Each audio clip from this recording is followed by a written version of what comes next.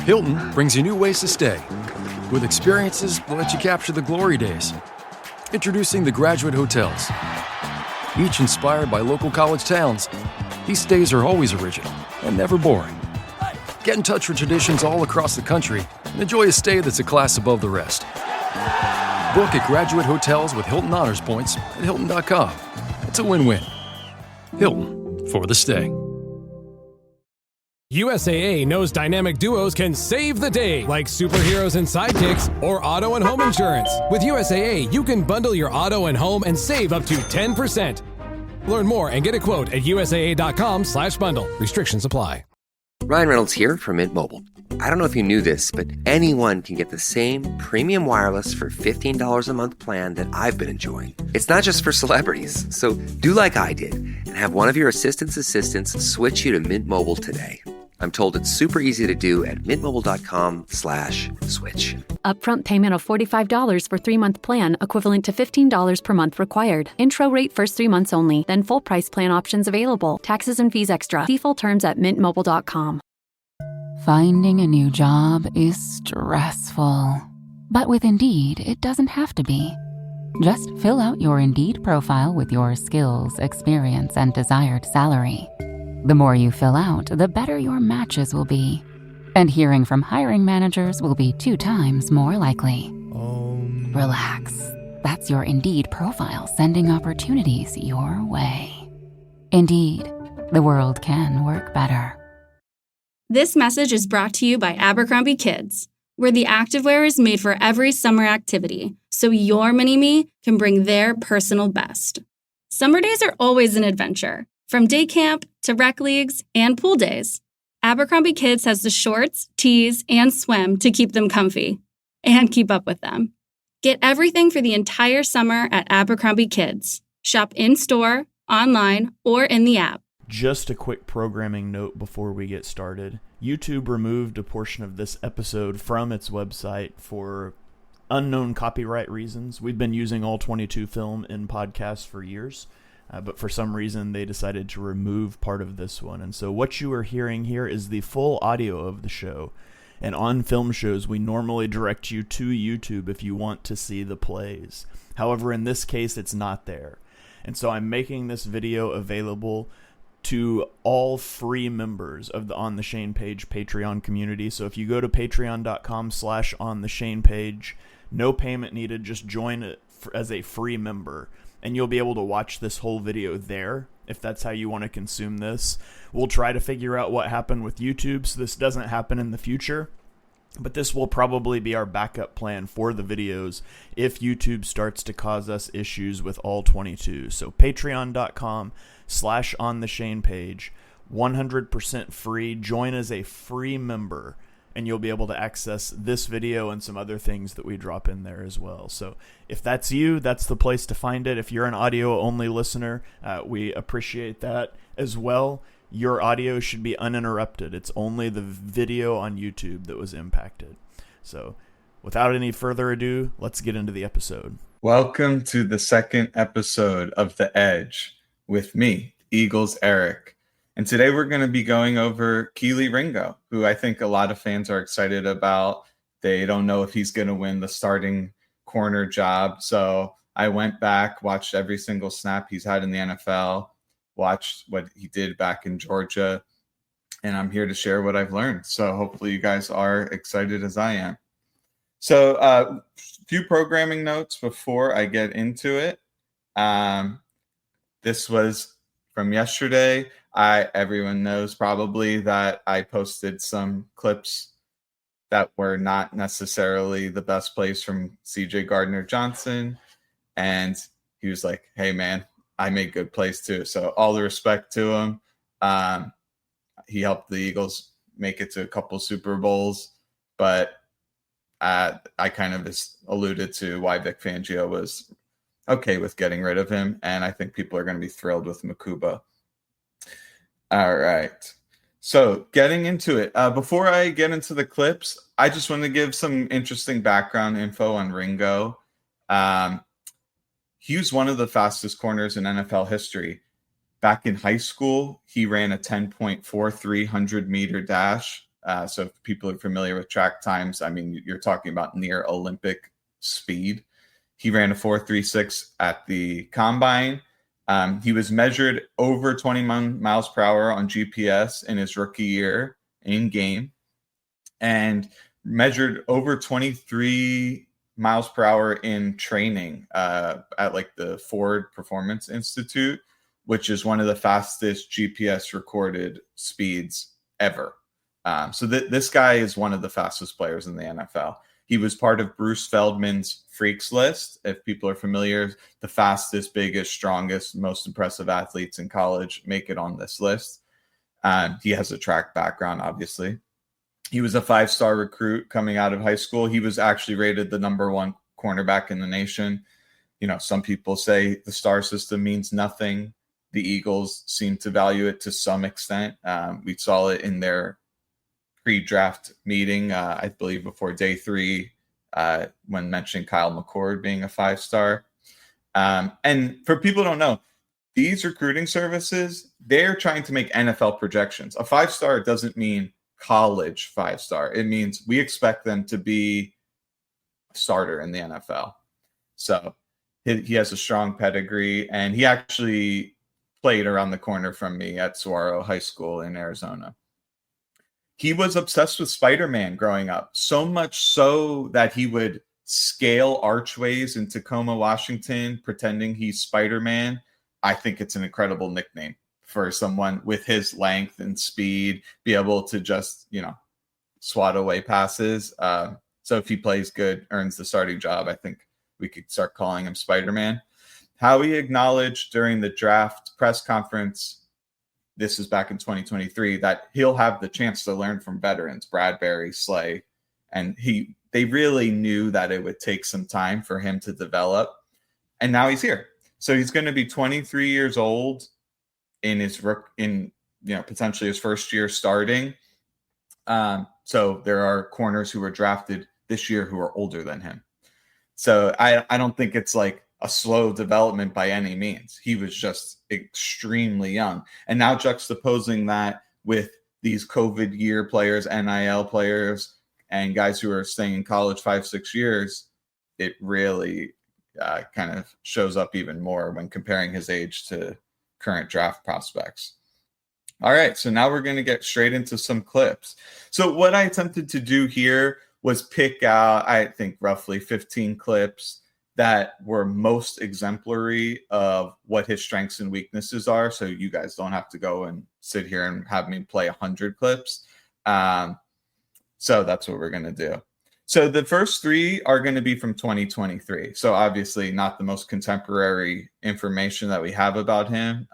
He's certainly developed since then, but I still think that data is worth looking at, especially when you then look at the 2024 tape and see like, oh, has he developed in certain areas? So hopefully this works seamlessly. Now these clips, they're just going to loop and I'm going to talk over them. So you're going to look to the top of the screen and we're just going to play this through. This is versus Darius Slayton. So maybe if I can get this to loop. Sorry about that. This clip is versus Darius Slayton. He has a really good release package. Ringo does not do a good job of not opening up too early. And this is something I will be talking about a lot during this episode. Really what you want to do in this type of coverage is kind of catch the receiver as they're coming off the line. I call it catching the release. Keeping him pinned to the sideline is super important on any kind of like vertical, especially one with an outside release. He does a tremendous job here, obviously. This makes it a very difficult throw. There's probably only a few guys in the NFL who could have a pinpoint pass on this. Certainly not anyone who's played for the Giants in recent memory. And he does a great job of getting hands on him without interfering. And he does look back at the last second. So I'll play this one more time. Stays in his hip pocket, pins him to the sideline, no interference, and that's a really good rep. And I think Slayton's one of the most underrated receivers throughout his career. part of the reason is because he hasn't had many good quarterbacks or good offensive schemes. All right. Next clip. This is also 2023. And this is going to be to his side of the field. It's a cover 2 assignment. So you'll kind of see him get a little bit of depth off the line on this play. He's facing Jalen Hyatt. Well, obviously, for people who follow the draft, this was a speed demon coming out of college. He has a mandatory outside release. Ringo makes it look like man coverage initially. If you see him square up here and those initial steps, if the quarterback was immediately reading like as an alert over there, he may need an extra second to realize, oh, this isn't man coverage. So it's something I like, guys who will have a little bit of disguise and niche, like at least at the release, mix that in there to throw off the quarterback's timing. And he shows really good eyes post snap here, triggering quickly to break up this pass to the tight end. Now, admittedly, the pass is late. And so, you know, a better quarterback, better tight end probably would have completed this, but still for a minimal gain. So it's not a coverage that they'll be running a ton of, but we'll talk about it a little bit more later, that him kind of playing with eyes on the quarterback and coming up to make tackles or break up passes, that's something that I project him to be really good at. All right, this is the last clip from 2023. And this one's versus the Cowboys. He's up against Michael Gallup. And one thing, it's at the top of the screen, he is a flat-footed at the snap here, and this Gallup gets a step on him, and he beats him deep down the sideline. Press man coverage, obviously. It's something that Fangio doesn't run much of, but when they run split field coverage, there's a good chance that they're going to give him a decent, you know, percentage of snaps in press man, because that's what he projects to be good at. I think he will see more of those snaps than Quinyon or Slay did last year. So on this play, he doesn't force Gallup close enough to the sideline, and his head is whipping all over the place. Comparing that to the earlier rep against Slayton, you can kind of see why he gets beat here. His eyes are glued to the receiver the whole time, which, you know, if you're trailing the guy, that's going to happen, because then you're just trying to like time the catch and punch through the hands. But he turns over his wrong shoulder. So if you kind of see with Gallup's release how he's trying to keep some distance between him and the sideline, the cornerback should have that instinct that, oh, maybe this throw is going deep and over the outside shoulder. So a little bit more better eye discipline here probably would have helped tremendously. And he's so intent on kind of focusing on the receiver that I think he kind of didn't show off his full recovery speed. Sometimes you kind of just like those first 10 yards when you're stacked, you just got to get back in the play. Forget everything else. Just put your head down and run as fast as you can. And then once you've gained a little ground, okay, now you can start to figure out like, where's the receiver? Where's the ball? So that concludes the 2023 clips. Kind of showed some good, some bad in terms of like deep coverage. Now, getting into 2024, this is a press man snap versus Tolbert. So we talked about it. He's probably going to get press man snaps if he does start. He did last year, even though he didn't have many reps. And you can see here, his feet are way better on this snap than the previous. He gets good hands on him, and he keeps the hands on him the entire route. And this is kind of a hidden, I guess, superpower for the best cornerbacks, is they're touching the guy, especially obviously in man coverage. They're touching him throughout the duration of the route. It's just those guys like Joey Porter Jr. who get overzealous and they start to dislodge the receiver off of their line, and that's where the flags come in. So it's totally legal to just have your hand on the guy, stay attached for the entire play as long as you don't push him off of what he's trying to do. And it just allows you to run without having to be like super all your focus straight on the receiver. You can just feel where he's going. He does a really good job on this rep of doing that. So he doesn't get the flag, and they did get the interception on this play. So that's a really good rep. And it kind of, if you're Fangio, you're like, I'm not just going to pigeonhole him into playing 8-10 yards off because that's what my scheme demands. He's going to put the players in the best position to succeed for their skill set. So, if I don't think Adoree Jackson would get nearly the amount of press man snaps that Ringo would if he does win the camp battle. But at the end, I'll kind of talk about why I think Ringo is in line to win the job. All right, next snap. This one is in off coverage. He does a really good job of reading the release, which obviously, if you can see, there's none. It's just like a little fake bubble screen. And then he gets his eyes to his QB. So there's a lot of different types of coverage that they'll employ where maybe you're looking at the receiver, maybe you're looking at a different receiver who you're not over, or maybe you're looking at the quarterback. But I just think here Ringo does a good job of realizing that the screen isn't coming. Then he finds the running back in quite a bit of traffic, comes up in control, and then lays a big hit. Now, Fangio's not a guy who demands his outside corners to be part of run fits. You obviously want them to tackle. So it's kind of just gravy, especially if you can like come up and make them feel you with like a physical hit.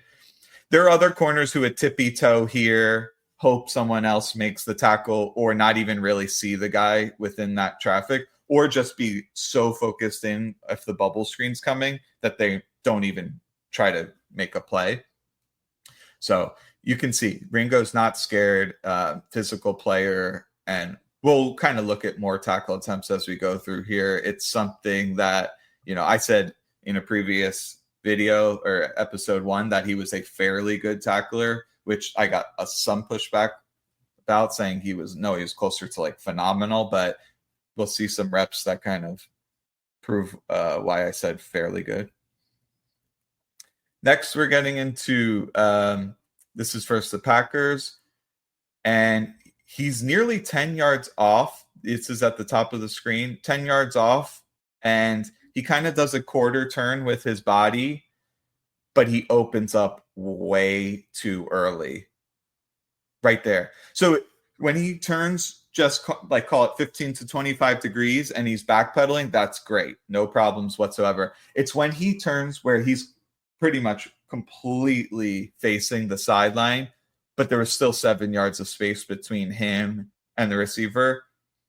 You go and watch Quinyon Mitchell, you'll never see that. So I'm not someone who's going to try to tell you this is exactly how the Christian Parker's teaching it, or how Fangio wants them to play this coverage. Obviously, we don't know that kind of stuff for sure, but I can say like I've watched 700 snaps from Quinyon, similar coverages, similar depth, similar parts of the field. He's not doing that. That kind of indicates to me that it's not desired. And I actually followed up on this play, and I found from a source firsthand knowledge that he was coached up on this play. It was considered a negatively graded play from Ringo. So little Easter egg there, but this was him just playing, opening up too early. It's something that is kind of a theme we'll talk about as we get into some more clips. All right, next. So one thing I want to talk about, his lateral agility is his weak spot. If you're a 6'2" athlete with Olympic speed, it makes sense that you're not going to be amazing laterally. Now, this is a pick play, and you'll see Zay Flowers with running a whip route at the bottom here. So I'm not saying his lateral agility is why he got picked here, but I'm saying even without the pick, he would have gotten beat for sure. Now, Zay Flowers is a bad matchup for him, but there will be times when he gets Like, you can't always dictate your matchup, especially with the way Eagles play. They're not flipping their corner sides of the field. So teams are going to go out and they're going to say, hey, this guy has struggles moving side to side. Let's put a shifty guy out there and hope they run man coverage, and we've got potentially someone we can exploit. So I think that this does a good job of kind of showing, you know, how he can be a little bit stiff-hipped.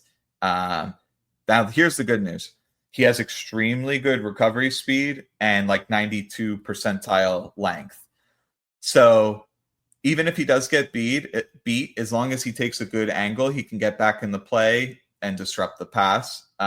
So him not panicking when he does get beat is going to be absolutely critical for his overall play.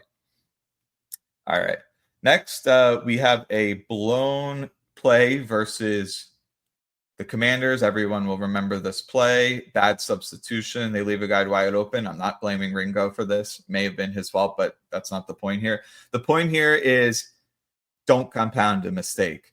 He has a chance to tackle Zacchaeus, and he completely blows this tackle.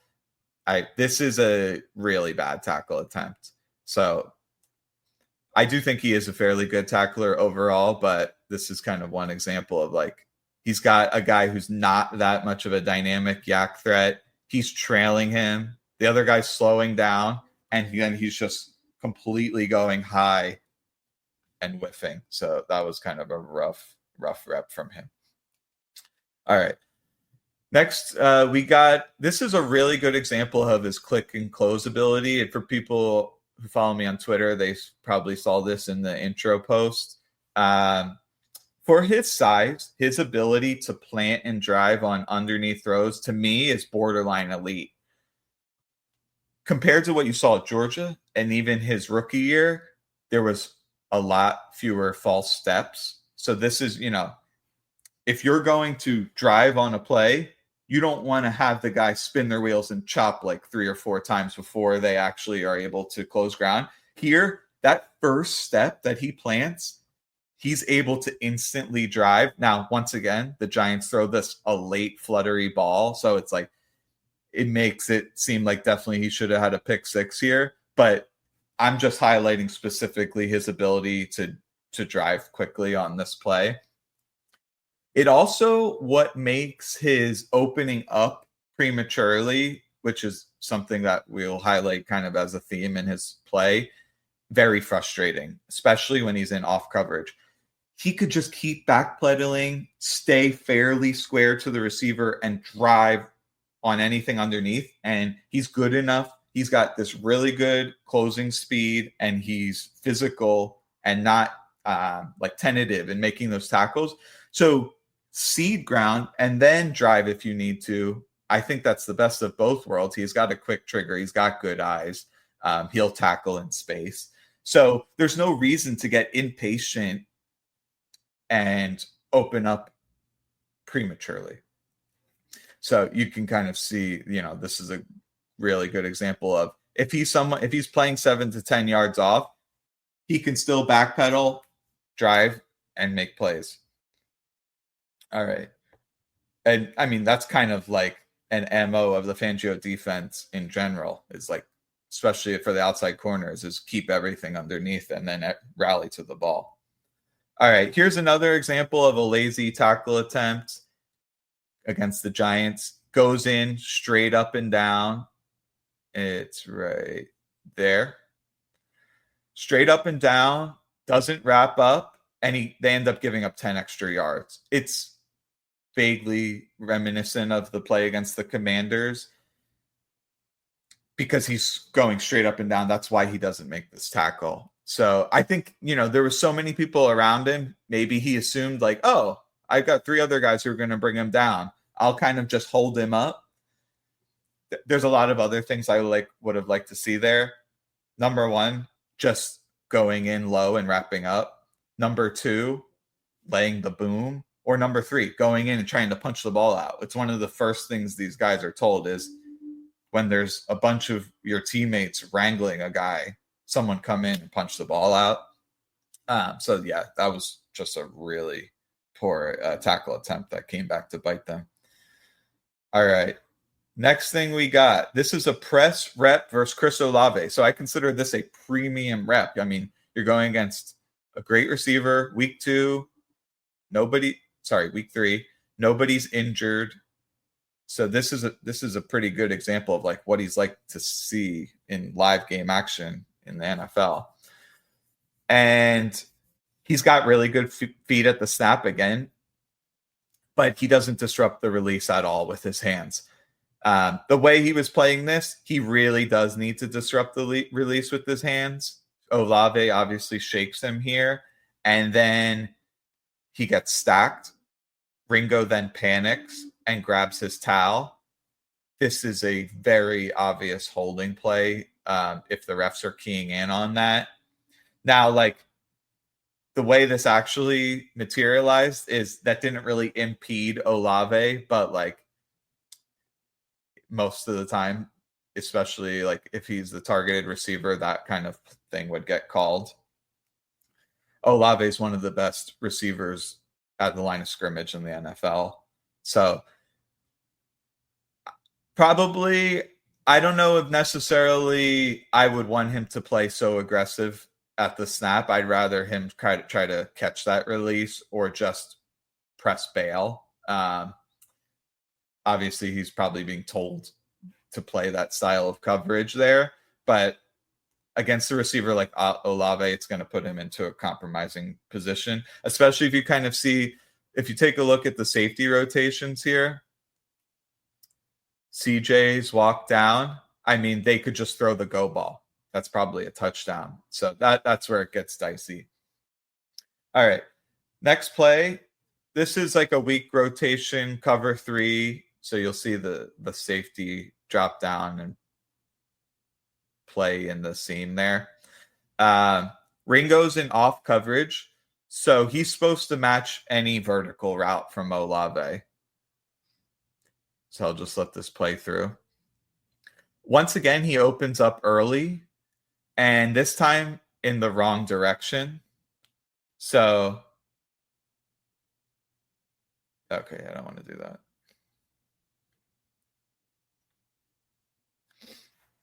You have help from the sideline here, but no help in the middle. So him opening that direction and getting beat so cleanly to the inside is rough. Now, the reason he did it is because he has help in the middle, but spinning around and doing a 180, that's kind of rough. Especially because, you know, if it's a contested catch deep down the sideline with his length and speed, that's such a better scenario than committing almost fully to some kind of outbreaker because you think that you have help inside and then getting dusted on this kind of skinny post. The next clip is a teach tape example from Quinyon to kind of show you an example of what is good. So you'll see him at the top here. Now, Puka Nacua does make this catch, but the coverage is phenomenal. Now, the splits are different here. Admittedly, this isn't an apples to apples play, but you can kind of see the help to the middle is similar to what it was in the Ringo snap. And obviously, Quinyon doesn't turn his back to the middle of the field and get spun around here. Quinyon has much better lateral agility than Ringo, which to me tells me it's even more important for him to be patient and not open up, because if he opens up the wrong direction, it's over. All right. This one, this is another example of Quinyon. So this is versus Rashid Shaheed in cover 3. And it's absolutely phenomenal. This one, he even gives him that little corner look at the top, at the stem here. Shaheed fakes the corner. He never turns around because he knows he's got leverage, right? So he's playing outside leverage. So even if the guy fakes the corner, he doesn't need to spin around. He's already got leverage. He can just work anything to the inside from there. And he doesn't open up completely and too early, despite going against one of the fastest receivers in the NFL.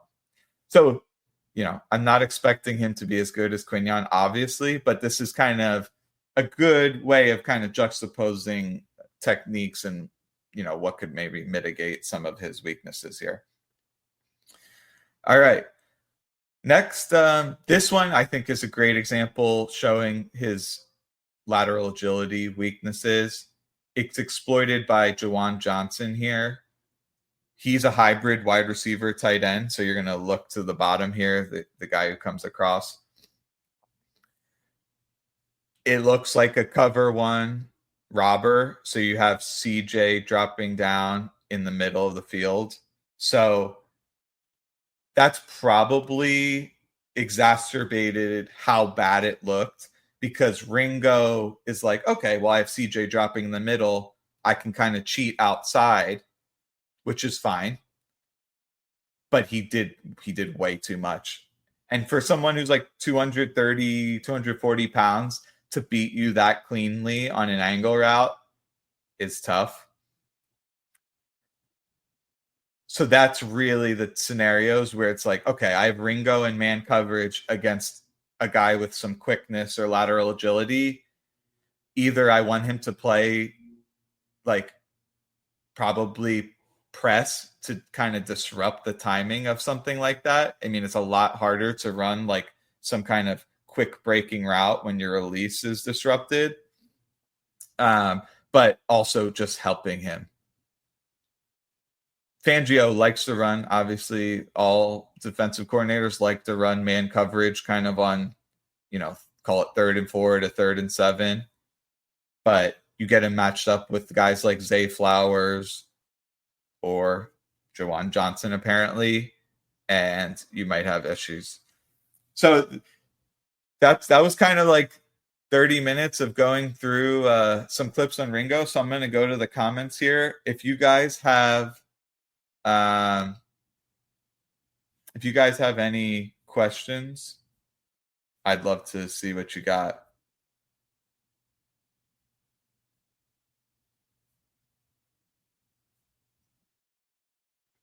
Is the YouTube taken down?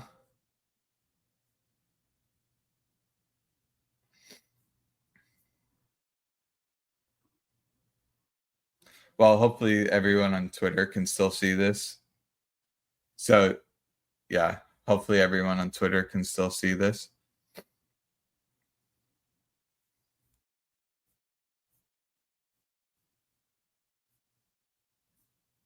Llegaron los nuevos McCrispy Strips, listos para aventurarse en la mezcla de mayo ketchup, la barbecue que quedó en el fondo de la cajita, Hot Fudge Sundae y en la nueva Creamy Chili McCrispy Strip Dip. Los nuevos McCrispy Strips, ahora en McDonald's. Para pa pa pa. Out here, there's no one way of doing things. No unwritten rules. And no shortage of adventure. Because out here, the only requirement is having fun. Bank of America invites kids 6 to 18 to golf with us. For a limited time, sign them up for a free 1-year membership, giving them access to discounted tee times at thousands of courses. Learn more at bankofamerica.com/golf with us. What would you like the power to do? Bank of America. Restrictions apply. See BofA.com/golf with us for complete details. Copyright 2025 Bank of America Corporation. Are your business expenses playing hide and seek? With Uber for Business, the small spends that slip through the cracks, like rides and meals, go right where you need them.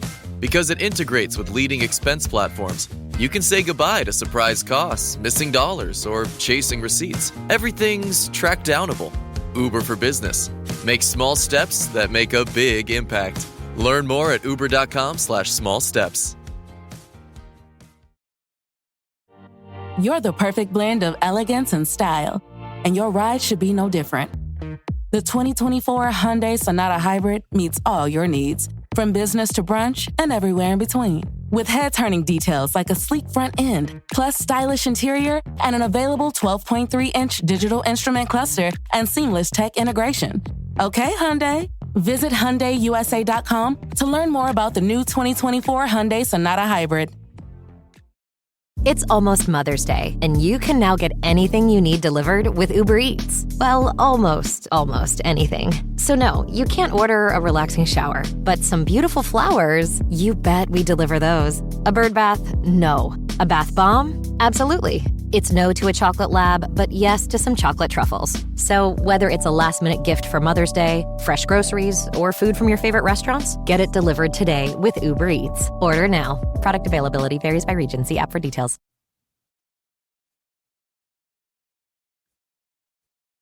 YouTube is down. Yeah, that's crazy. So, I mean, this kind of came up with Brett Coleman, which is the fair use with these NFL clips.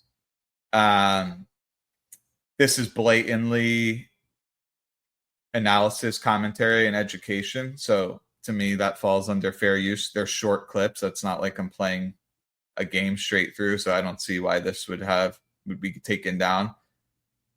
So Jalen Ramsey is an interesting player. It's really a question of money and if he could get along with Fangio. If they did bring him in, it would just be a 1-year deal. And I think he's still really good. But I just have no idea about culture fit or how much money the Dolphins would be willing to take. So if you are still able to watch this video, or if you're on Twitter, throw a comment in. Any questions about Ringo? In the meantime, I'll just kind of give my overall thoughts, which is I think Kelee Ringo will win the job. I think he has very defined strengths and weaknesses. He's an extremely good linear athlete. I think his technique is pretty solid. He showed that his feet, especially playing in press man, have improved over time. And his main bugaboo is lateral agility and opening up too early because of being impatient. So to me, those are correctable mistakes. By all accounts, Christian Parker is one of the best at his job, and I expect him to continue improving in those areas. And he's now 23 years old. So everything to me, the stars are aligning for this guy to take the starting job and be a pretty good corner. Now, he's going to be targeted a lot. If you just looking at the rest of the secondary, even injecting Campbell in there, I think he projects to be a better coverage player than Dean, who is the guy who's targeted quite often. So you're talking about a guy who may be top 10 in the NFL in targets against. So we're really going to get to see what he's made of. Now, he has special traits, which is there's hardly any corners with his size, speed, and physicality in the entire NFL. So you get up against the guys like DK Metcalf and the Mike Evans and those big alpha X receivers, and you have a guy who can match up extremely well against them in the red zone too. So I kind of like that about him. It's not necessarily something you could say about Isaiah Rodgers, for example. So it looks like there's some questions that just came in. And we'll probably do about 5 more minutes and get out of here. It's a shame that YouTube took it down, but we'll see if we can get it reposted with some kind of disclaimer about the fair use. What is your take on Mac McWilliams competing for the outside job? Do you think he has a chance to win it versus Ringo? No. I think he's a guy who is outside versatility in emergency situations only. So it's like nice to keep him on the 53 because you have that. But to me, his primary role is going to be as the backup nickel. But I think he actually could play. He's very versatile. I think he could actually play safety too. And for people familiar with the Fangio scheme, the role that the safety and nickel play on any given play can be quite similar. So if he can play 3 spots at a decent level, that's highly valuable. But no, I think he has almost no chance of beating out Ringo or Jackson. YouTube put me back up. Let's go, baby. What the hell? All right. Not a Ringo question. Do I think... Okay, another Mac McWilliams question. Backup slot. What if Howie traded for a Sauce Gardner? All right.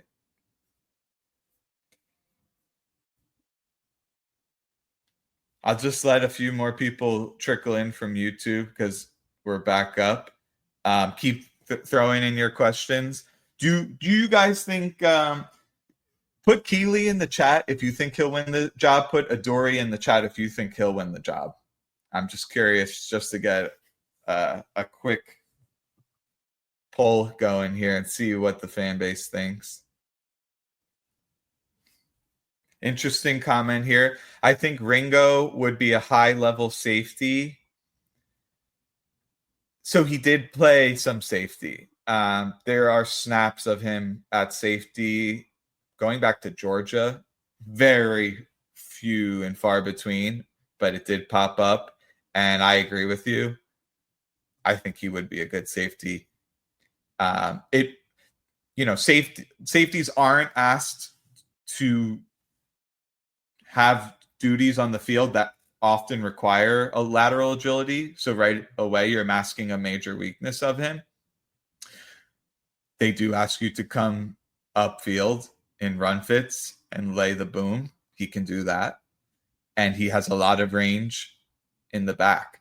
But here's the thing. Fangio, for whatever reason, likes kind of smaller safeties. I'd love it. Maybe someone has more insight about why, but you can just see throughout his coaching career, he's drafted smaller safeties.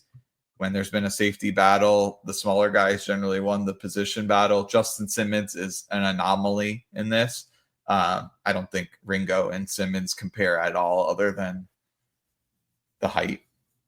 But yeah, I actually do think he could play safety, but just probably not in the Fangio scheme as much.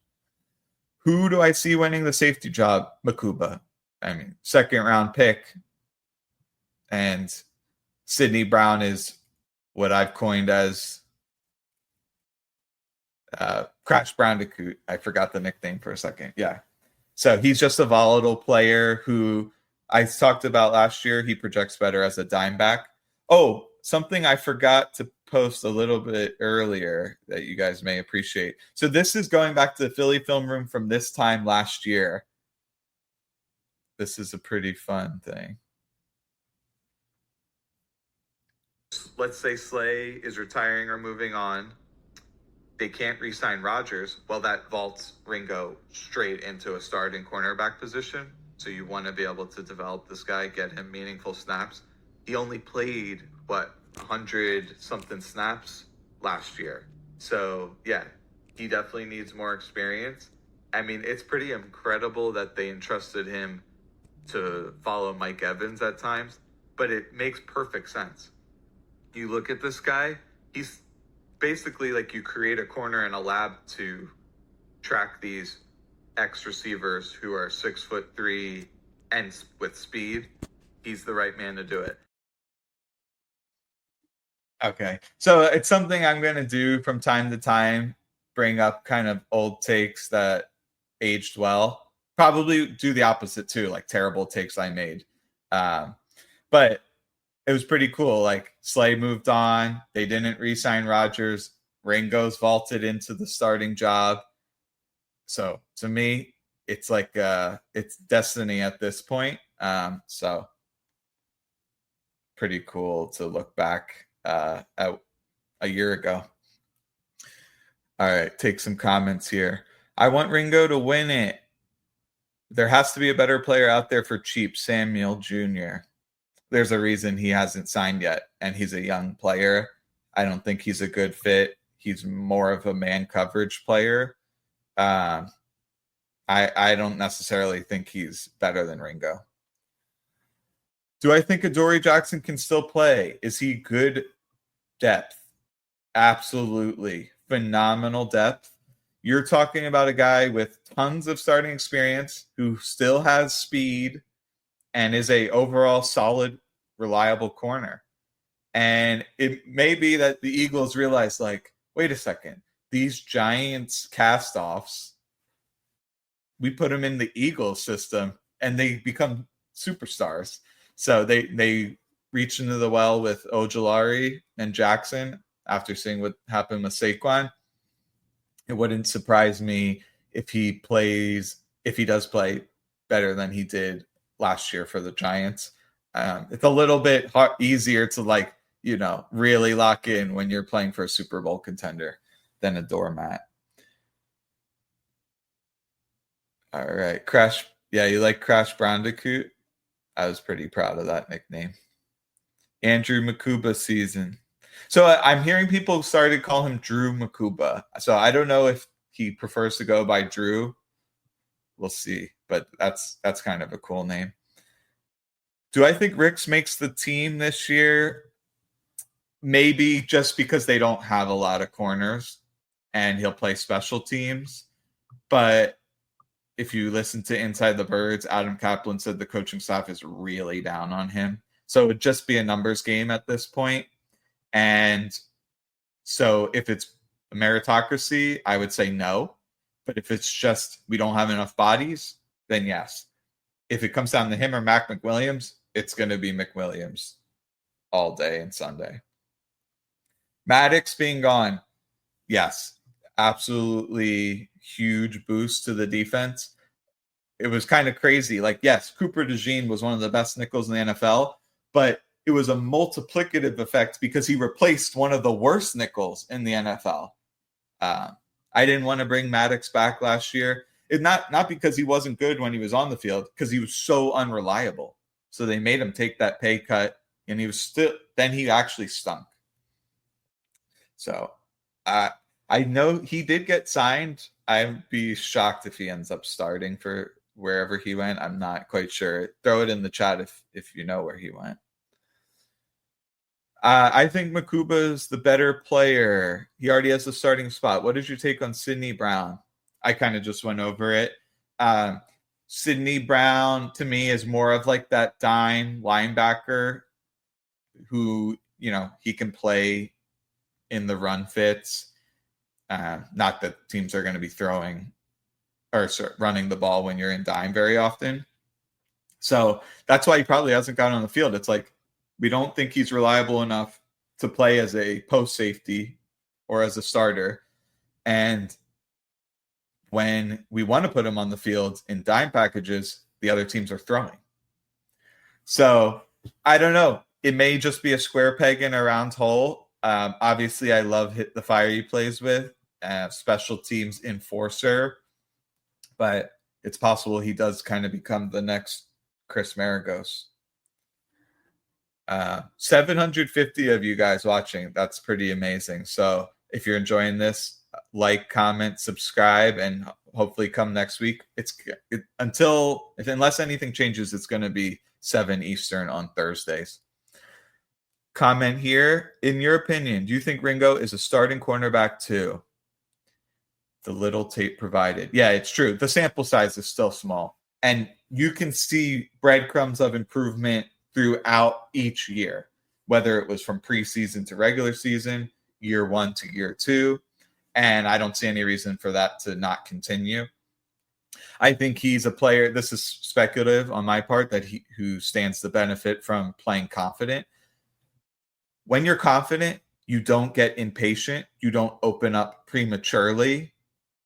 And the coaching staff and other players like A.J. Brown continually try to talk him up. Why are they doing that? I think they realize this guy, if he does play confident, he really could be good. I think he's a starting NFL corner. I think he's a cornerback too. So 100%. All right. Probably get 1 or 2 more questions and then get out of here. I appreciate all of you guys from coming out. Hopefully you learned something.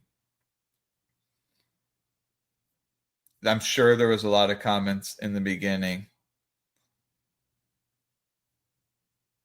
that I skipped over.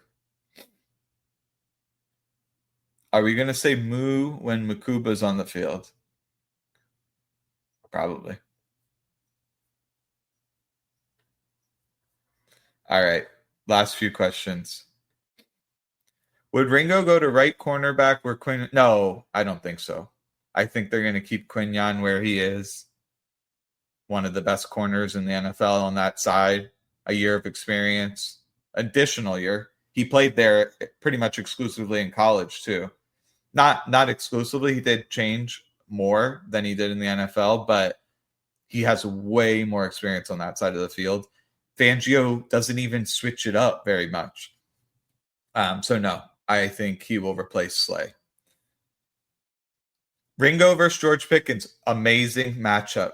They have a lot, both tall, linear athletes who can go up and high point the ball. It's a really good matchup. Pickens, for his size, has really good quickness and lateral agility. So I'll just be very specific here. Digs, slants, whip routes, comebacks to some extent, if in kind of more press coverage, those are where he may get exploited. So that's where Pickens might have success. But like go balls, curls, and from off coverage, that kind of stuff, I think he'll be great in posts. I think he'll be great. What role do I envision for? Yeah, feel free to ask about other questions, guys. I'll actually take a few more if people are interested. What role do I envision for Ty Robinson, the vanilla gorilla? He's a versatile player. I think on early downs, he could play inside, give Ojoma some breathers. So 5-man fronts, you're talking about the guy next to Jordan Davis. And then he could play outside on pass downs. He took a few edge reps that looked good in college. It's just unclear at which his playing weight will be. He was somewhere in the 305 to 310 range in his last year in college. He slimmed down to 288 for the combine and ran incredible times. So you may think, oh, it's just losing weight to run really good times and then he'll bulk back up again. Maybe, if that's the role they want him to. But maybe he unlocked this incredible athleticism at 290. Now, here's the thing. The caveat is the Eagles have so many of these smaller pass rushers already. They don't have a lot of big run stuffers. So that makes me think like maybe they'll want him to play at 310 and play inside more. But he definitely has a lot of versatility. And I think he'll garner a fair number of snaps. If I had to put a guess on it, I'd say 250. And that's, defensive snaps. What do I think will happen with Huff? So for people privy to the cap implications, if he gets moved after June 1st, they'll be able to split the cap charge over 2 years instead of one. And they're pretty tight for what they have left this year to absorb all that dead money. So it looks like maybe he will get moved. Now it's such a $17 million that another team has to absorb. So it might be a situation where you have to attach a pick, like a 4th or 5th rounder, just to get another team to take him off your hands, which is a pretty ugly scenario, but you do save money. So I think they'll try to trade him. And if they can't get anything, they might just rip the Band-Aid off and cut him. Or they just stick with him and hope he plays better because he was injured and he still is a pretty good designated pass rusher. The trick, though, is they have Ojulari. They have Uche. I mean, even Hunt to some extent. And Antoine Powell-Ryland, who I think will make the roster. So they have all these designated pass rushers. So at that point, you just have to say, like, he's got to be better than those guys to keep him. You can go back and watch the first episode. If you missed it, it will be weekly. Eagles Pinpole Network on YouTube. We're on Spotify or on Twitter. So you can go back and watch old episodes. Moo is so stupid. Don't make that popular. Yeah, I could leave that one behind. Ringo versus Pickens. Already, you must be nervous. No, I mean, if you've watched this, I've talked pretty positively about Ringo. and I think he matches up fairly well against Pickens. So I'm not nervous. If Tyler Steen doesn't play well, who do you think will replace him? Miles Hinton, Drew Kendall? Well, how about Tyler Keegan? How about Kenyon Green? I think those guys are more in line to replace him at guard. Maybe even Kennard than Miles Hinton to me, who they definitely want to make a tackle. Drew Kendall could play guard, but a first-year center from Boston College beating out like 4 other guys just seems unlikely to me, but I did like his tape. I'm not an offensive line guru, as I mentioned in previous videos, so take that for what it is. Would like to see Ty Robinson around 300? Yeah, that's splitting the difference. 310, he's playing 3 tech or inside. 290, he's playing 4i out to 7. So 300, maybe he can split the difference and play every alignment. At that point, I think it's just like figure out where he's going to be most effective rather than say, we desperately need a guy who could do this and then play that way. I'd rather do the reverse, which is where is he going to be best and then figure it out from there. Do you think Mac McWilliams and Adoree Jackson have skill sets more suited for a Fangio scheme than who? Than Ringo? You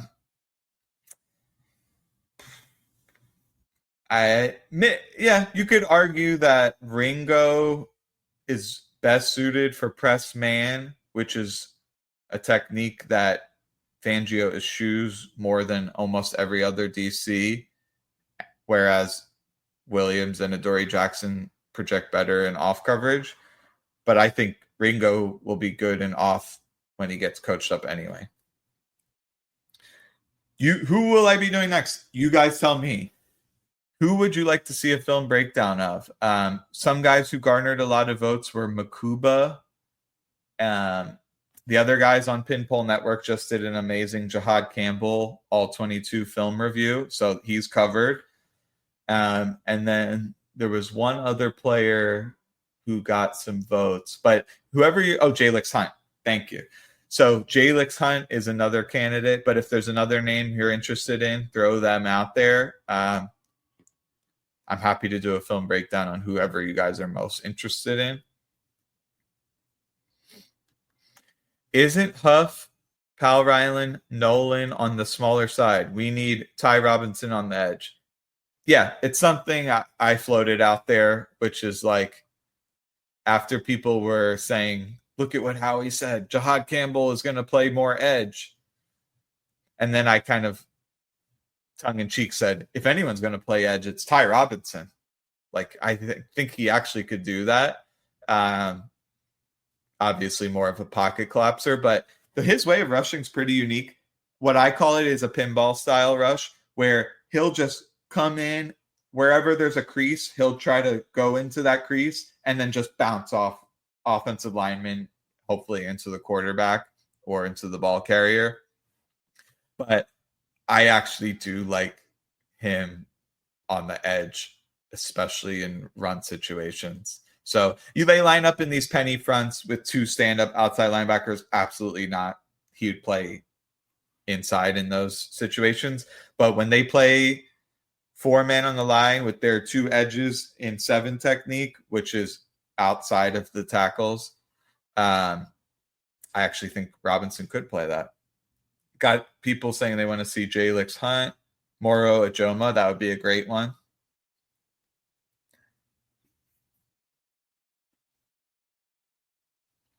Nolan Smith setting the edge.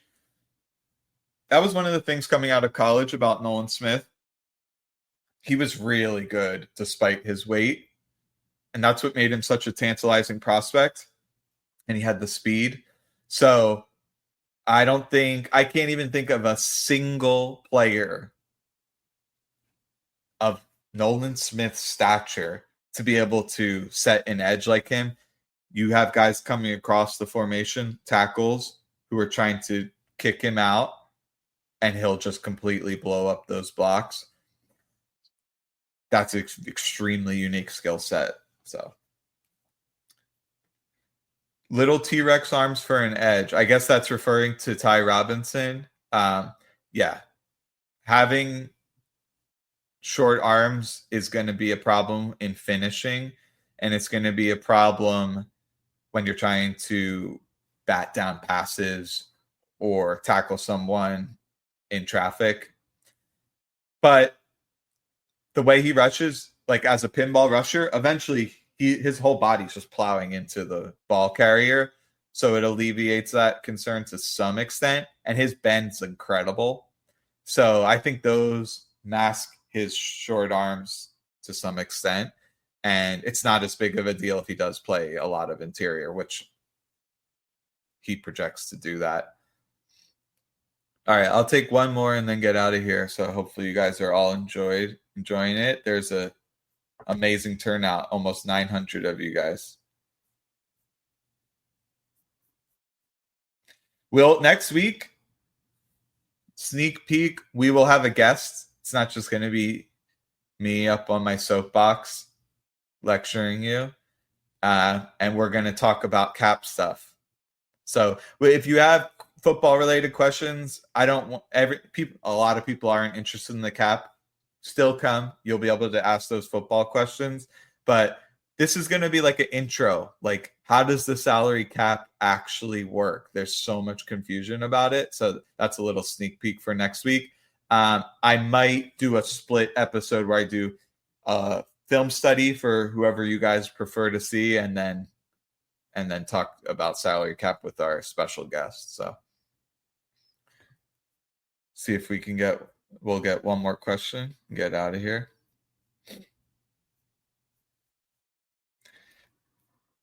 Apologies for the audio listeners. This was a highly visual episode, so hopefully I described what was happening in enough detail to still understand it, but you're going to want to watch this on YouTube or back on Twitter if possible. Glad Dallas Goedert is back. Absolutely. I mean, what was their contingency plan? They maybe would have had to give up a really primo pick for Michael Mayer just as a desperation play. So I think it works out for everyone bringing him back. I'm very happy that Goddard's back. So, all right. I'm going to get out of here. Hopefully you guys all enjoyed it. Write in the comments who you'd like to see a film breakdown. If it's not next week, if I decide I want to do a full salary cap video, it'll be the following week after that. But this was episode 2 of The Edge. Peace.